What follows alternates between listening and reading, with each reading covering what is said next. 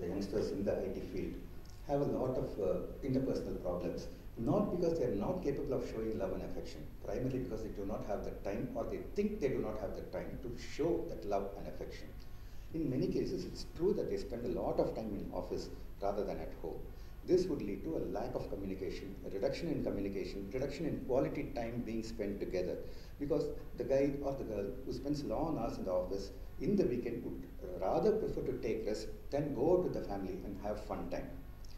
This causes a disruption in the communication pattern in a family between husband and wife, and at times even the children would start feeling neglected. This distancing is not deliberate, but once a distancing sets in, the person would automatically not have the same empathetic feeling towards the other member of his family, and so he would not even be able to identify that his children are feeling sad or his wife is angry. His preoccupation would be to be in the job, do better, move to the next step in the ladder. All these interpersonal problems, again, gradually lead to a deterioration in self-care, because the basic unit of the person, the family, is getting disrupted, even without his knowledge. It need not disintegrate and go into a divorce. It can still be a disrupted family where the people are not close but rather distant from each other. This would again lead to a severe depression. These interpersonal problems would, in a way, reflect even in his workplace. When both the husband and wife are working in an IT firm, in different IT firms, one firm might close off at 5 p.m., the other firm might even start working only at 5 p.m. So the way they even see each other and spend time with each other becomes less. This is the time when they spend more time with the colleagues. Sometimes, whoever the partner is, the husband or wife, sees the husband or wife spending more time with their colleagues of the same sex or opposite sex, a mild paranoia sets in, and they start feeling they are neglected, they are not given importance, the person is giving more importance to somebody in the office, and this would again lead to a disruption in the marital life. All these problems are not addressed by these people. They are not even thinking about it, and they do not even consider this as a problem. This would affect things in the long run. Once upon a time it was in the long run. They would understand it when they are in their late 40s.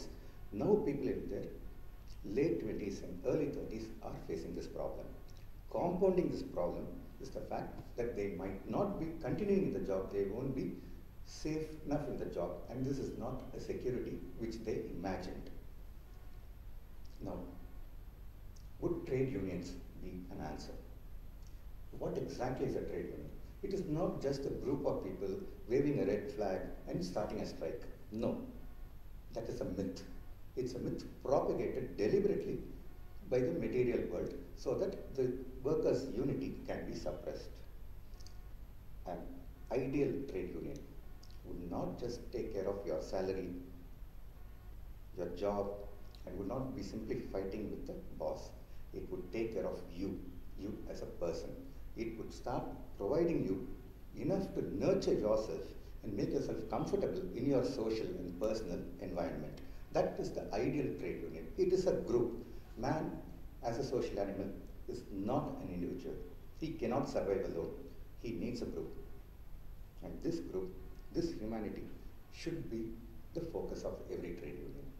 Since a man is an individual, he would sometimes be inside the group, sometimes outside the group. But the basic unity which is needed is what makes a man secure.